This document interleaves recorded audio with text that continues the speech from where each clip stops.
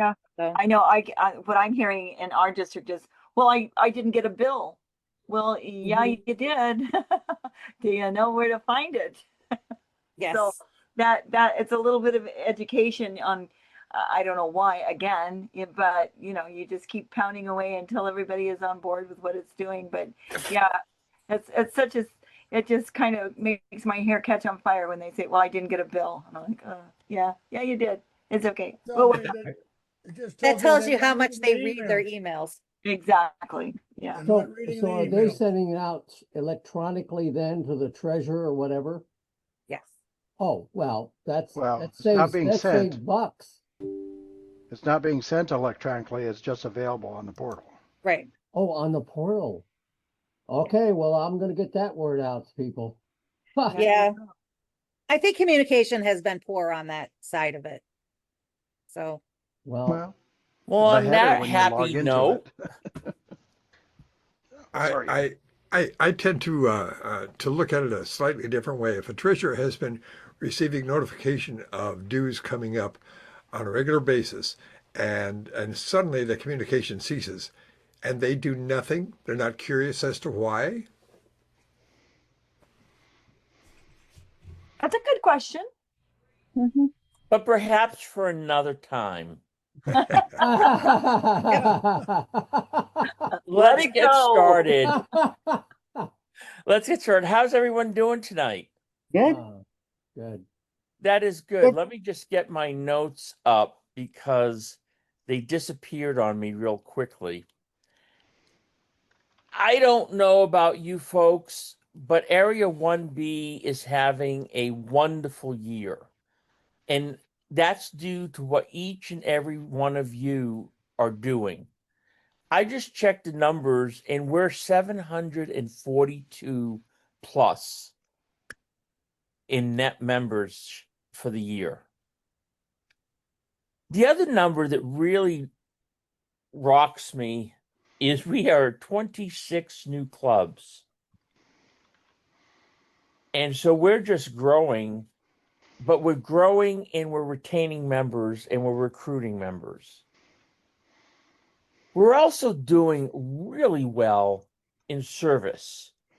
And we have 68% of our clubs reporting, and we've done over 30,000 service activities this year for all of Area 1B. And according to what everybody tells me for LCIF, we're just under $900,000 in donations for the year. And we're well on our way to breaking many of our goals and surpassing them. So I have to say that considering you go back 1 year, we were plus 31 at this time. So we've come a long way since last year. Here's the other thing. Everybody's contributing. Washington, Oregon, Alaska, Hawaii, California. Everybody's forming new clubs. Everybody has clubs in the queue. Everybody has clubs not in the queue, but they're working hard on them. So I'd like to go through a couple of clubs in the queue and just get a update if anybody's here or can tell me about them. But 4C5, the Roseville Blue Oaks Lions Club. Can anybody tell me what's going on with that one? Not yet, Mark. I'm working on that. Okay. The reason I asked Linda is because they've got 20 members, and I was just wondering what was holding up the process. As do I, but yes, I am working on it. Anyone here from C4?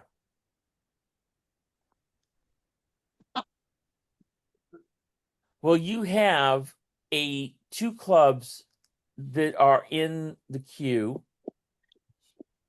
I'm not sure I can pronounce this name correctly. San Francisco Bainalatungan Cyber Lions Club. Excellent job. Tongue twister. Does anybody know what the status is for that, Linda? No, not yet. It's one of those that are just kind of sitting there waiting for more members. So Well, Yeah. no, they've got 21. yes, well, more members to get. I don't know. Oh, okay. Yeah, it's one of those kind of things. Is that the same thing that's happening with the Bay Area Elite Global Harmony Lions Club? I think they're all interconnected. You know, that's that one that had the corporate, and then the other part of the equation was another club, and they're kind of intermingled, if you will. So yes, but hopefully I'll have an answer for that within a day or so. My communications sometimes get a little bit of lag time, let's say. Who is the official club namer in that district? I think they just toss a coin and pick up a letter. I don't know. They have had some clubs with some very interesting names. Yes, they do. And they're always hard to pronounce. Right now, out of our 26 districts, half of them are positive and showing positive growth. And we're doing it across the board. MD4 has 9 positive districts, MD49. Robert, correct me, but did you go positive today? Yes. So then that makes 2 in MD49 that are positive.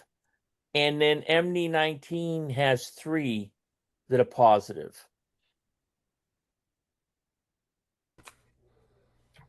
Besides Linda, do the other multiple districts have GETs?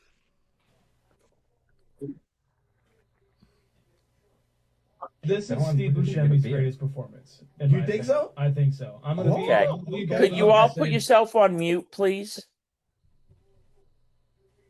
There you go. All right. The reason I'm asking is because we have almost 97% of our districts with global extension team coordinators.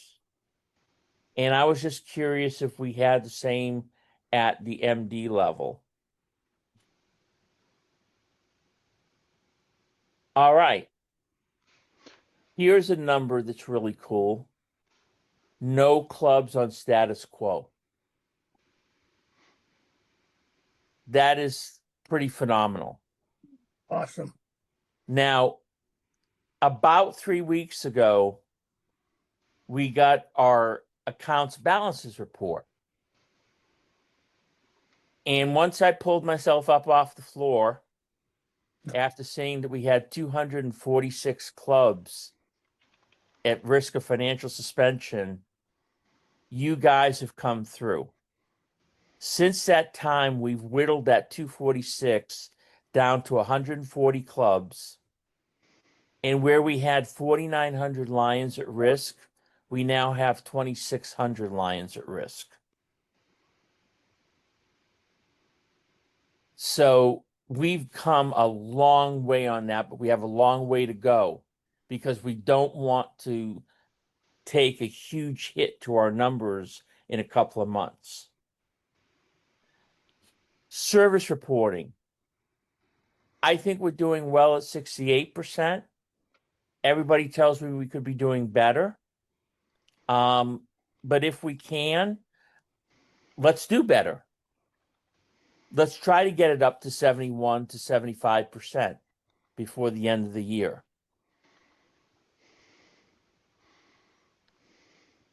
District governors, you are having a great year this year in terms of your numbers. And I'm assuming this goes across most of your goals. One thing I'd like you to do is check your goals and see what's remaining to be done. Then prioritize what you want to really accomplish by June 30th. In FVDGs, you need to get your goals in by April 30th.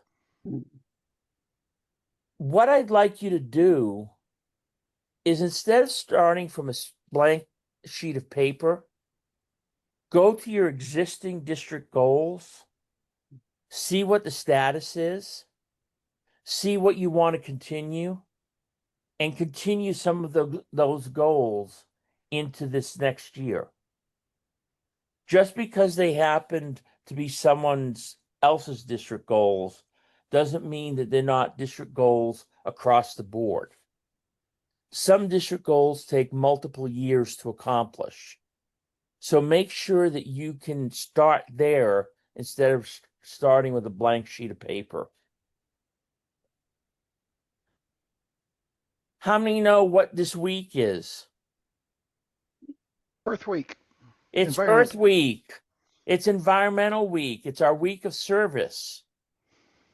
I was up in Alaska and I learned something very important, that Alaskans are starting to get into recycling. And so they're doing a lot of recycling events. At least I think there are a lot for somebody that wasn't doing anything, according to them. They're doing at least 2 or 3 recycling events. Robert? Yeah, well, yeah, this is our 8th of our electronic recycling, but there's a lot of the clubs are doing recycling events, and 49B is. It's difficult to recycle in Alaska if it can't be used locally. Well, we have to ship it all outside, otherwise. So it's a bit limited at times to pretty much paper products and type 1 and 2 plastics. Okay. Anyway, I was impressed with the effort being made in that area. And you guys deserve kudos for doing that.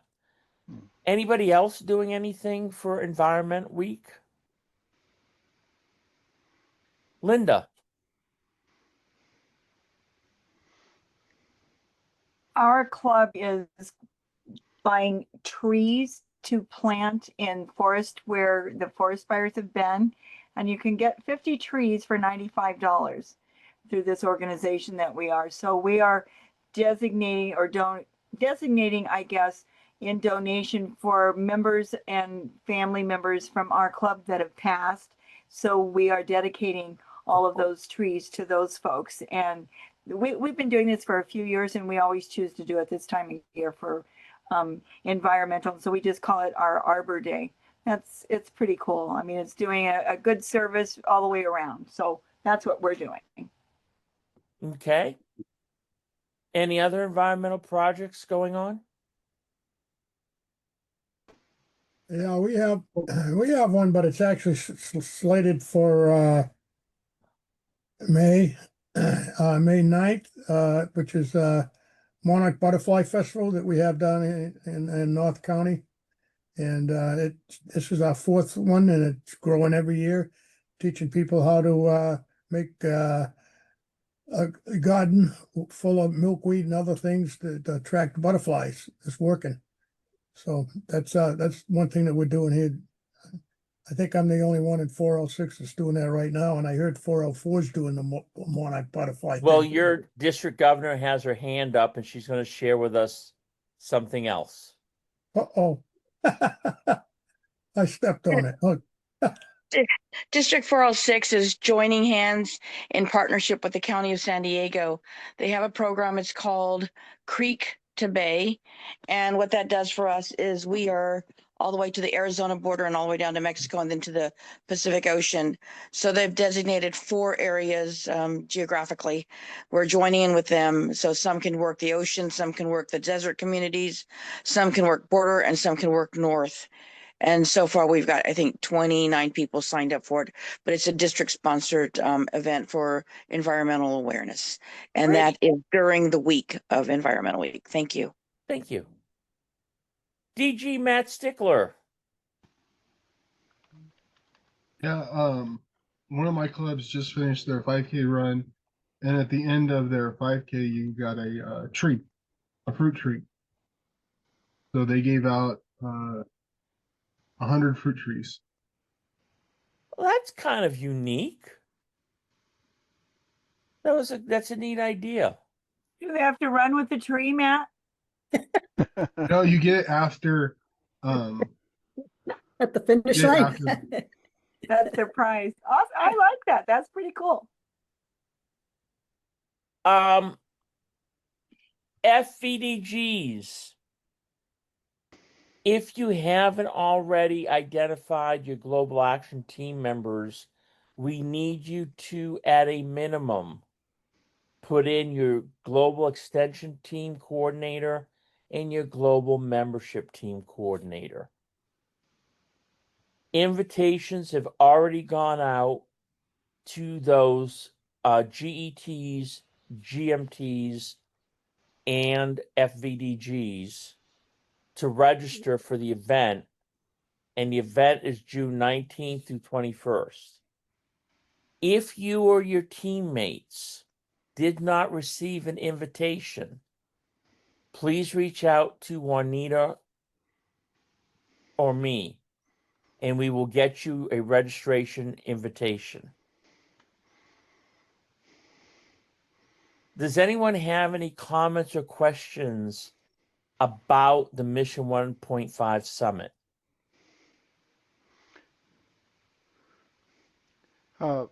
Mark, this is Yes. Robert. You had talked about that the multiple district GMT and GET are going. What about the council chair, or was The that council missing? chairs are not going. Okay, that's what I remembered, but Yeah. okay. We ask every year, and every year we're told it's a financial situation. Okay. I think Karen Lane just got elected at our convention, so she needs to get that stuff filled out. Okay, very good. Do you have an MD, GET, and GMT? Yes, and it's slipping my mind right right now. I will look it up and put it in the chat. All right, thanks a lot. She does have them. Oh, sorry. She does have them already in the system. Yeah. Our GMT, our multiple district GMT is going to be ski. So, and he said he wasn't going to be going. There's a lifespan of the bridge And with I a serious. don't remember who the Lawrence. GET was going to be. Could PGG be Bobby. closed in as few as 10 years. The rail bridge is still going strong. Okay. Anyway, Juanita and I can help you if you are struggling at all with any of the issues that you may have in booking your hotel, which they book for you, and having them book your flight, which they book for you. So as long as you follow those rules, everything comes out hunky-dory.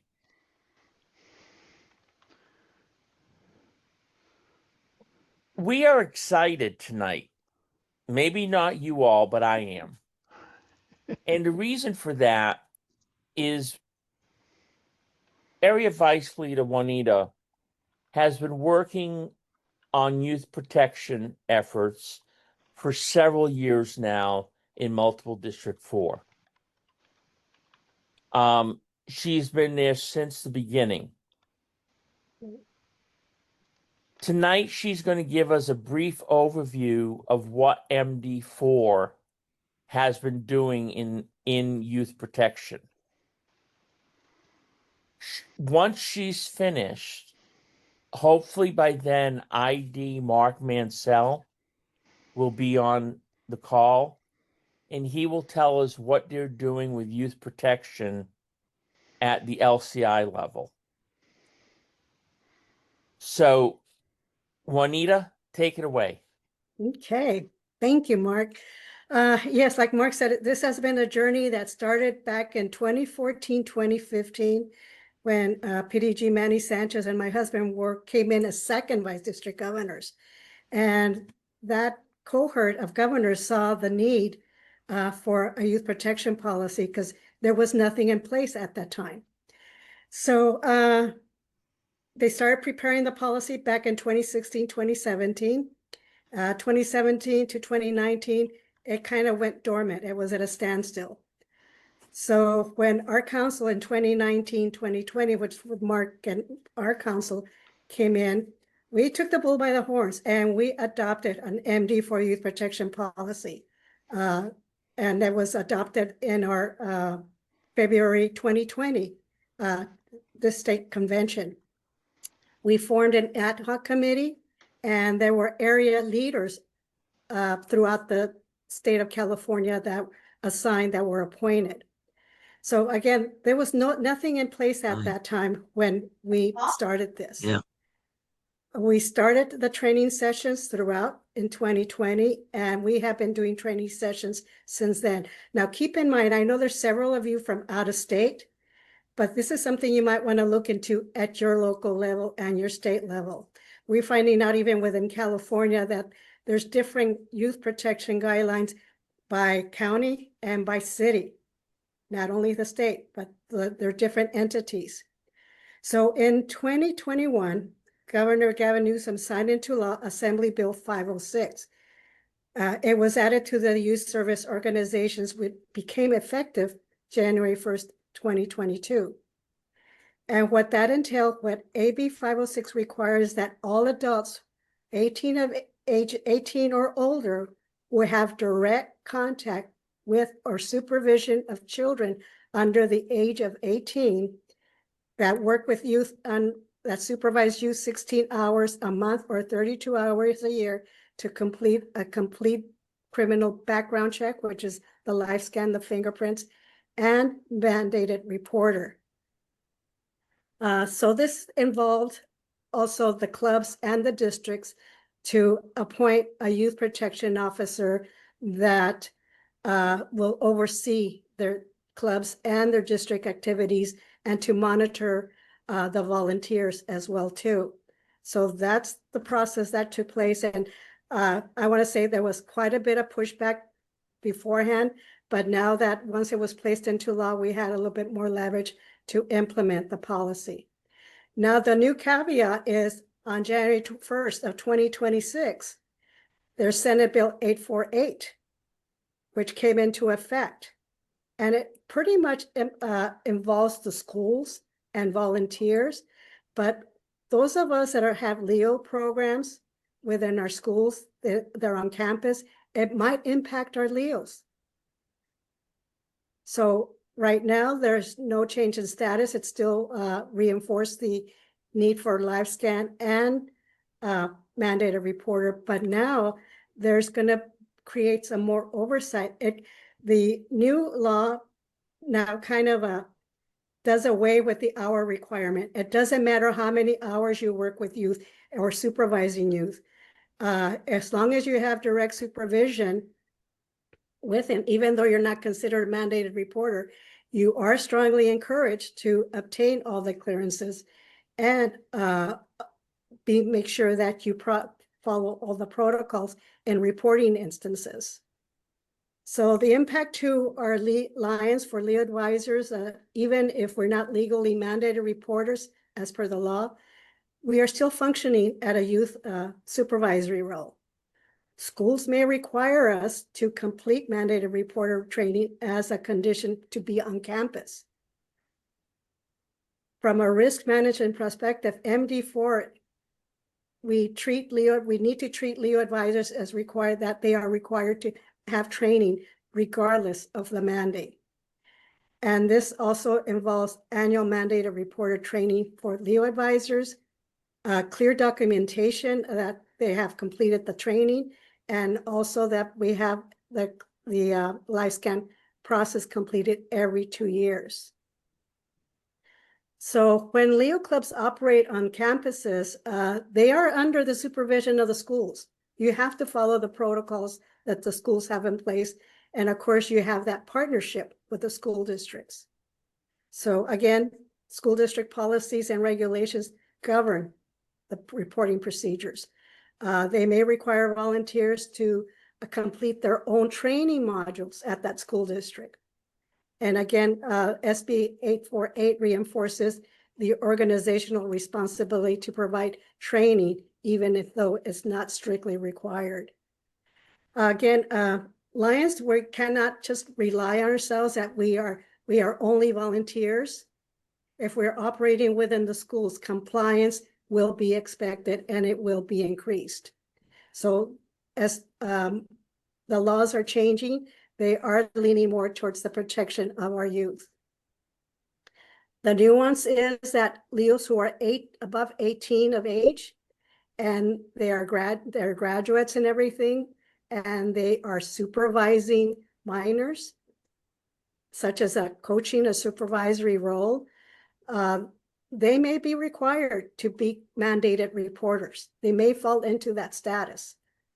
So our impact to the Leos is to clarify our directions, distinctions between what is a participant versus a supervisor, avoid informal peer supervision situations. In other words, always have two adults present at all times, no matter what, and when you're with youth.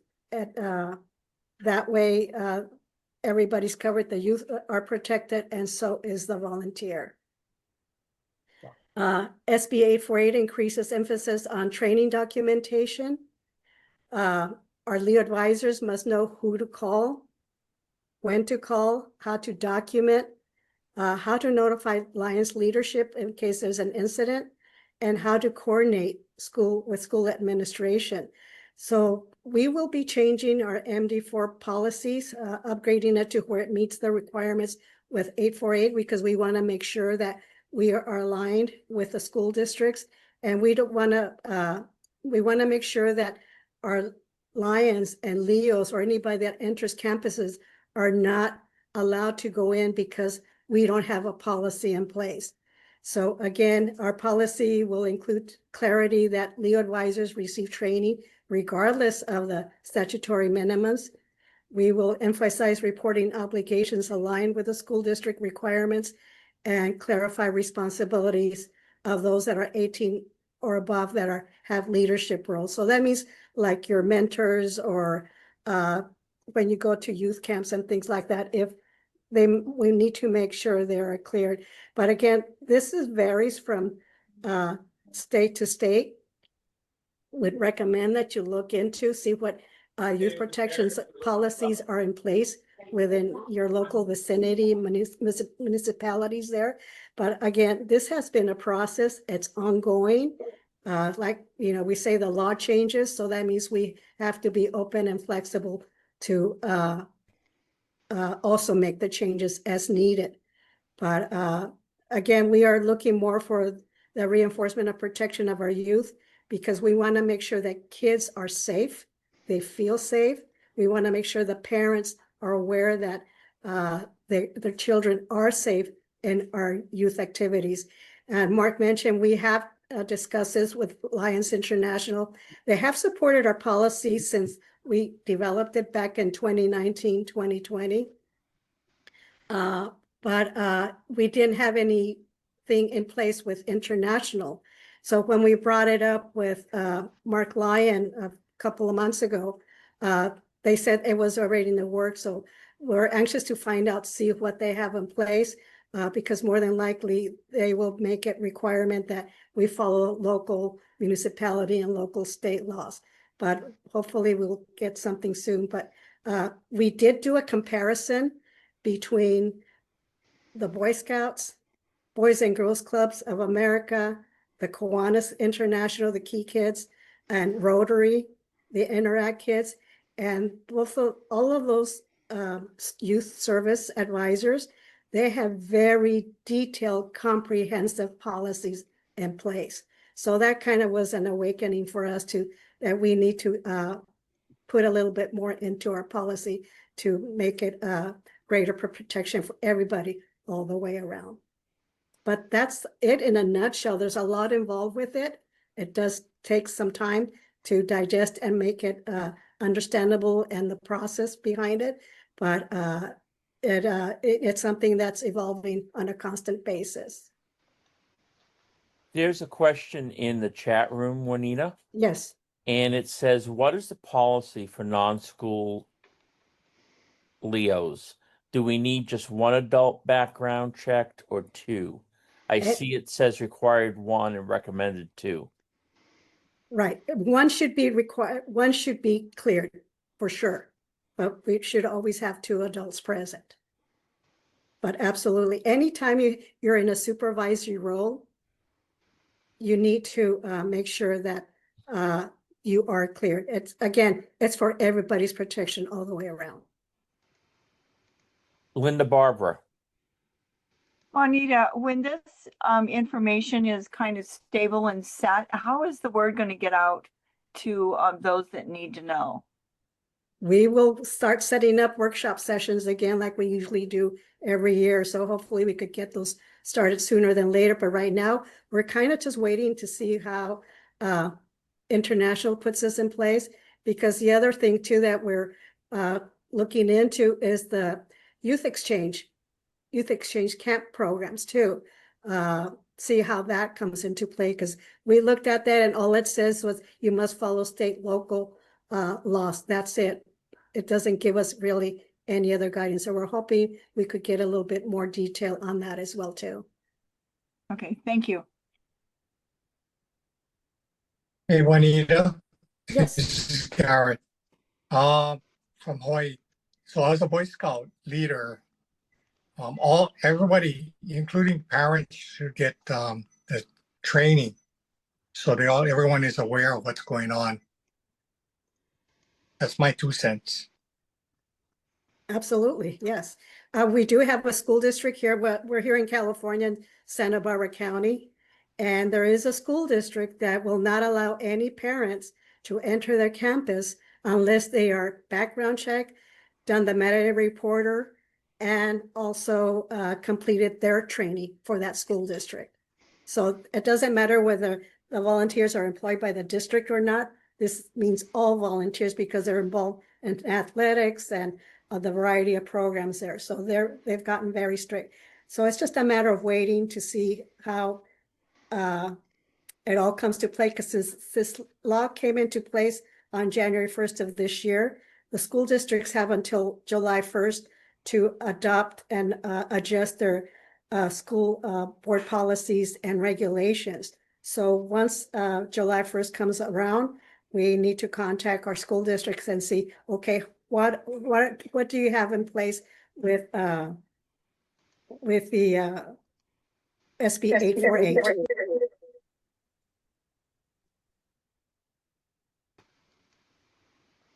Are there any other questions for Juanita? Can I make a comment? Yes. All right, a couple comments. Our club is going through a process right now with the school district where we're going to become a partner with them. And yes, we're implementing these kind of, where all of us, any of us are going to go into school, any of us will be required to take, give our fingerprints, which is fine. But the other thing is I'm wondering, and I have wondered this a long time, when you're looking for volunteers, when you're looking for volunteers to join Lions, when is it going to be that we're going to be requiring each lion that comes in to prove they are a safe lion? Because some people can take advantage of the fact that we have contact with children and other people. I'm just wondering when we're going to get to that situation, and maybe we should seek that for anyone that's going to be coming into our family. No, I see what you're saying. And right now, the way that California has set it up, it's only if you're in a supervisory position. Yeah, okay. That's it. So again, things change as we're moving forward. So, but I see what you're saying. Absolutely. ID Mark. Hello. Thank you for joining us tonight. Lion Juanita just finished. Okay. Would you like to share with us what's happening at the LCI level?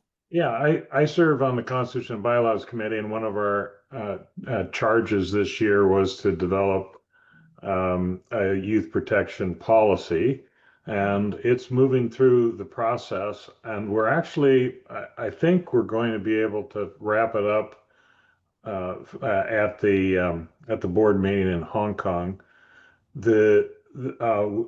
We used a lot of different resources. MD4 was a source that we all looked at. We received a comprehensive request from Council Chair Sherry stating the position MD4, which the committee was very appreciative of. We're using international standards. The other thing that I think to keep in mind is that because we're a global association, some of the expectations and what we would see as normal processes may not be available in other parts of the world. Yeah. So we've had to navigate some of those situations and variables. But the bottom line is, I think that the core of what we've seen from MD4 and other districts, multiple districts, is clearly linked in there. And it will come back down to the multiple district and the districts to take on that responsibility. We'll have resources and tools for you to be able to use to develop your own models relative to your situation. The key thing to remember is that the policy has to be able to protect those we serve. It has to protect those that we serve with, and we have to protect lions. And sometimes people will probably say, well, why do I have to get a background check, or why do I have to do that? The thing is, it's good practice to be able to do those things so that you're in a better position. I think this comes back to Bob's part about should we broaden that out to all lions? I don't know, that's farther than what we're going, Bob. But the thing is that when you get a background check, then you will actually be in a better position. And if you have a policy, you'll be in a better position to protect yourself and protect those you serve with.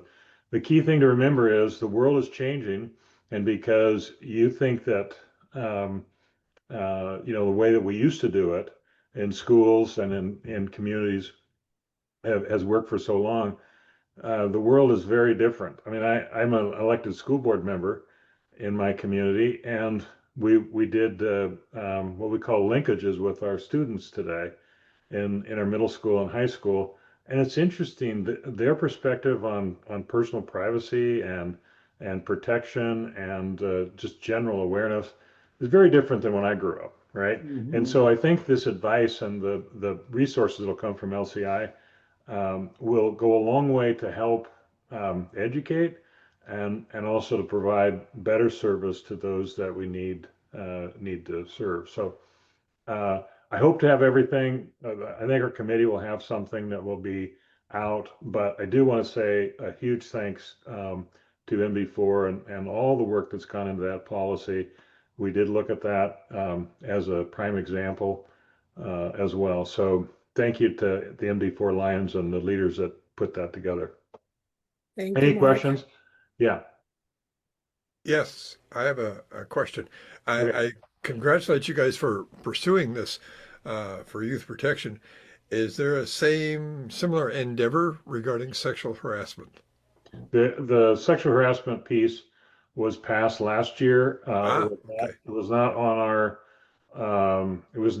our work list, but I'll be honest, my take on what was passed, I think it was a good start, but there's more work that needs to be done. Relative to lions, when I read it, a lot of it focuses back on staff, which is critical that we have that, but we need to broaden it out and look at it relative to lions in a deeper way. I'm not sure if that's going to be on our work schedule next year. We haven't got our committee assignments, and we don't know what the key areas would be, but we have something. But I think it could go farther, Al. Thanks. Or should I say America's trophy husband? That's right. Other questions? Okay, thank you very much. Thank you. Thank you for that sharing that information, ID Mark. And Juanita, thank you for sharing what MD4 is doing. I'm going to another approach today. Most of you are very quiet during these meetings. And then many of you are sitting there wondering, am I going to actually get called on to say something? So I decided we're going to try something new. And it's called bragging moment. So I'm going to see how much information I can get out of you by having you brag about one thing you're doing at your club, your district, or your multiple district. Mary Ann Allen, can't believe you'd be the first to volunteer. Oh, stop. What I'm bragging about right now is we chartered a Leo club a couple months ago. We have another one coming through probably next week. They'll have their 20. So we'll be chartering another Leo club. And this is a group of kids that are from Orange County, and they're the performing arts kids. And so it's a performing arts high school, and they're so excited, and I'm ready to rock and roll with them. So I'm very proud of that. We had a great vision screening on Saturday. The district did. It was wonderful. We had a great time. Saw over 200 people that walked out with new glasses. So I'm very proud of our district for that. And I'm going to kind of turn this over to Scott Newton to see if he has anything else to add. He's my GMT, by the way. Go for it, Scott. Sure. I'll tell you one thing, success story. Seal Beach Lions were up 53 members this year. But that's part of it is because we started a branch club. These people do not want to branch off and leave. They want to stay connected. But it's in the 8,500 person gated community. And it immediately brought out people from that community who said, now that you have a Lions Club in Leisure World, we'll join. We added 9 members just because of that. So branch clubs, I was never really a fan of it. And this is going to stick with this. It's not going to break away. And but it still can add, you can add members by starting a new branch club. Thank you. Al. I would like to do some bragging on my part. This is our 3rd year that we are doing a fun run, 1K and a 5K for the community. And it is centered around the 15th of April, which is the IRS tax deadline. And we call it officially the tax day run. Unofficially, it's known as the run from the IRS. And we have used this little bragging point, and it has caught the attention of the running community. And my point is that people may groan when I offer jokes and this sort of stuff, but it catches people's attention. Thank you for sharing. And yes, I heard a few groans. Lion Mark. So I was at a convention in, well, I spent the week in Northeast Washington, and I went to, I was asked to speak at 104th Charter Anniversary Dinner for the Spokane Central Lions. And what was amazing was they incorporated with that that celebration, and they told the story of the past, present, and future. They did an open house. They invited 16 potential members, and 13 of them were so moved that they turned in their applications that night. And I have never seen a charter anniversary celebration and an open house put together. I think it would be something that Good idea. just imagine if we did that more and more, told a story, celebrated, and invited people. If the same result could happen. Anyway, it was a cool event. I wanted to pass that along. Thank you. That's a great idea. Lion Mark Bamba. Good evening. A couple of bragging points. our district has finally got our first club added just a few days ago. All 20 members were put in, so we finally got our first club. And we just also completed our convention. And during this convention, Gene and Governor Brent and I, and also past international president Jim Irvin, we pleaded with the folks that, hey, we need people to step up. And right after the convention was over, 3 people came up to me and said, I want to be a zone chair, right? So awesome convention, and definitely was quite positive with the results of it. Thank you. Great story. Thank you for sharing, Lion Mark. Lion Stan. Yeah. So I was listening to the comments about about branch clubs, and what we've been doing. We all have these clubs that are 10 or under, and they're struggling, and a lot of them, we know if we don't do anything to help them, they're going to disappear in 4 or 5 years, and mostly because they're aging out. So with Gilroy, we just recently. I went in there and I talked to them about a branch club. They really didn't understand it, but I said this could help you when we get some new members in. So they hear the new members, they like that. So now we've got 4. We're going to get a 5th member, and they're going to set up their own meetings, and this is something that you can use to help failing clubs from the district point of view. It's a wonderful tool. It doesn't require you to get 20 members and start a new club and wait for them to collapse. And the other thing you can do, by the way, is we did it last year with Morgan Hill. Morgan Hill Club had folded, and by the time we got enough members to do anything, we were to revive it. But you have 1 year to revive the charter after it's turned in. So it turned out, and this is something good. It's good to know that I wouldn't have known LCI suggested this. So there was the Morgan Hill charter was gone, but Marina had also folded, and they said, well, the Marina charter's still got 3 months left to go on it. You could grab that, and so we rechartered the Marina Club. When they met, they renamed it the Morgan Hill Club. And so now we've revived the Morgan Hill Club, right? So just some little bookkeeping tricks that we can use to keep things rolling. Well, I'll tell you, LCI, especially person that's on here tonight, Tracy Gray, they have been incredibly helpful to all of us, not just in 1B, for the work that they do in getting clubs to be where we want them to be.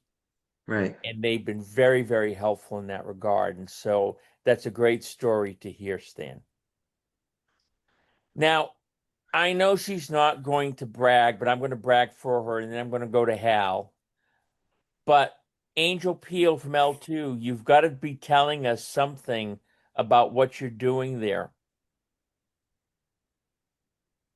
Did you call me? I called you. Okay. Angel Pell from District 4L2. How's everybody doing, my fellow Lions? Good. Hope everyone's doing well. And good to see you, Tracy. And if you guys hear splashing and yelling, it's my son and all the junior high kids swimming in the swimming pool right across from me. So what I'm doing is I'm very happy that I invited some of our friends from neighboring districts to come and train for us. One being Miss First VDG Mary Ann. She came and shared her knowledge on the treasure knowledge, because a lot of people don't like to deal with all the documentations and everything, and she's an expert. So she was selfless. She came over, she talked about it. So that was one of our classrooms where we learn in English, and right next door we had the same exact curriculum in Chinese.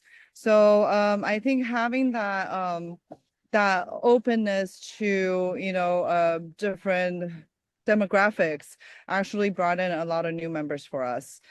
We got, you know, not only the ethnicities, but we also have ages. So we have, District Governor Stickler also started with that. We have the Cubs, who are the people under 12, and then we also have the Leos. But what's important about the Cubs is that you bring in the young parents, and these young parents are, you know, they can't leave their kids alone. So they come along, and I actually have my zone chair trying to work with another zone chair, trying to charter a new club, because they're all parents. They're all wanting to have their kids be more involved, and in turn, you know, they get to learn about charity and also how to get back to the community. So that's what we're doing right now. And we are growing right now. I think I got the latest number. We're growing at net over 200.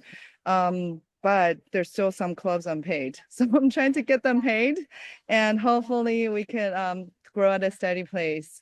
And I think I cannot have done it without the GAT team. Also, you know, we got the Marks, we got the Juanitas, and also, you know, we have our very own Manny. And, you know, everyone is working together, and you cannot do it by yourself. There's no I in team. Thank you so much. Didn't I tell you I knew she had something to brag about? Lion Hal, you had your hand up, your physical hand up. Then I'll go. Yes, sir. I couldn't find the other Zoom hand, and so I figured waving at you would work. Well, we've got a really good marketing team put together, an MD19 right now. Two of the people are creating graphics right and left. We started out in January with the theme, and each month we're having a theme on that. And we're trying to get more people to post their service projects on Facebook as a step one. That's going at a kind of a slower clip. So when I chatted with Stephanie and the team, they said, well, why don't we get some t-shirts that would they could wear and then ask them to post.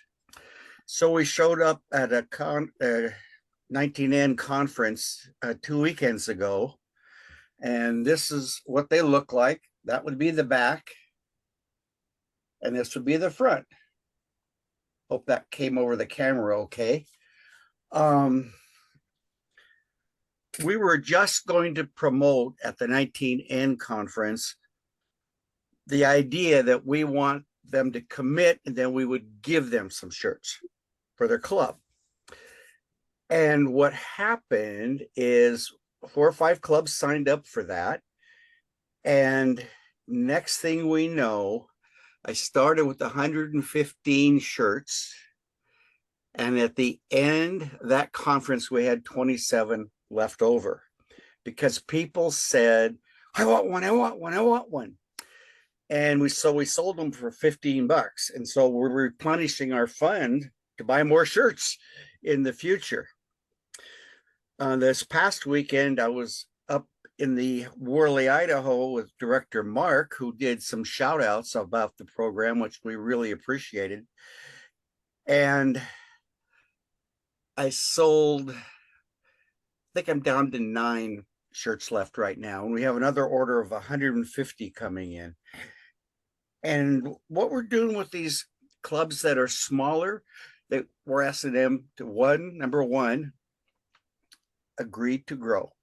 We all know what that has to happen. The second thing is they have to be ready for the new members.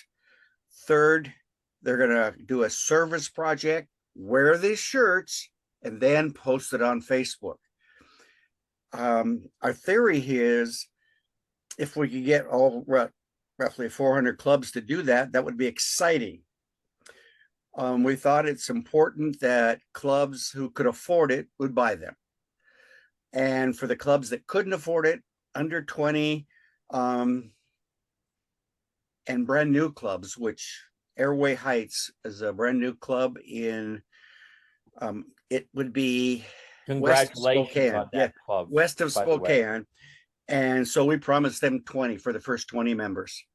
So they can actually look like lions the first day. Hal, we that's a promised the great same story. thing to Elma McClary. But I got to tell you, these stand out. And they do stand out, and I'm grateful that you shared that story with us. And I hope you sell another 150 shirts. Yes, I'm pretty sure, because at least 5 clubs in my general vicinity say, "Can you come down to our club and sell us some shirts?" Well, okay, because the goal is with the Facebook is for them to realize if they would post with the service project they're going to do, and then post when they do it, and then post a report afterwards. If they do that, they'll start getting members. Camus Lions has been doing this for quite some time. They're Hal, we need to move on. We've got okay. two speakers. I'm excited for these. I can tell you're excited. Yeah. Maybe we'll have to have you come as a speaker to talk about that particular project. Okay. Okay, but we'll get in touch with you. Carl Steiner. Yes, and I won't be too long. And not that she needs any bragging about her, but I would like to brag on Linda Barber for a second. She came up to Vacaville and did a Magic Yarn project, invited us over there to talk to people about a Lions Club. And we legitimately have the possibility of 2 clubs out of that visit. In fact, I am going tomorrow night to do a informational meeting. Right now, there were 12 people signed up. I'm not sure how many we'll have tomorrow, but so thanks a lot, Linda, for coming up and inviting us. And Linda, I want you to know that these meetings are a safe space for Magic Yarn. Matthew Stickler, what's happening?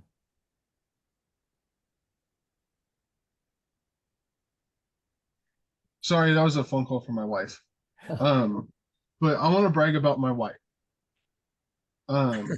She is, as a lot of you know, she is our cabinet secretary. And she is very passionate about the Cub program. And most recently, she was contacted by where'd Mark Bumba go? Oh, he had to leave. Oh, she was contacted by the president of his club to talk about the Cub program with a club in Gulp, which is in C5, which is Kripke's district, or Gene's district. So we're getting the word out about the Cub program, and it's starting to spread. And so I just want to brag about her for, really championing that and pushing it out.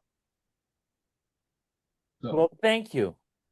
She needs no bragging because she is wonderful at what she does. But I'm glad that you found the time to recognize her and share what she did with the Cub program. So thank you. I think that worked. I think having you guys tell me what you're happy about really worked. And God knows that Hal could have gone on for another 5 minutes.